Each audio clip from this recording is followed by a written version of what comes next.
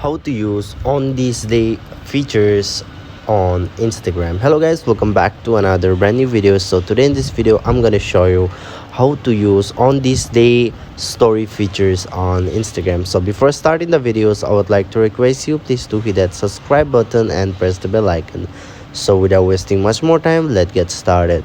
So guys, here first of all, make sure that you update your app from Google Play Store, or if you are using Android, then go to if you're using iOS, go to App Store, and if you're using Android, go to Play Store, Google Play Store, and make sure to update your application, as I have not yet updated, so make sure to update. So after this, let me just get inside the official Instagram account. This is my official Instagram account.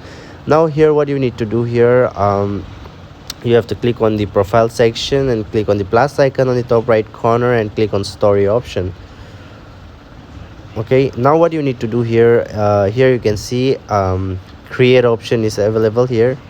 Just tap on this create option, and then here you have to swipe left side like this, and here you can see this is the one that you are you can just type up. You can see here there are lots of on this day features, so you can if you don't have the features, just click on this see all option, and then you can select the on these day features.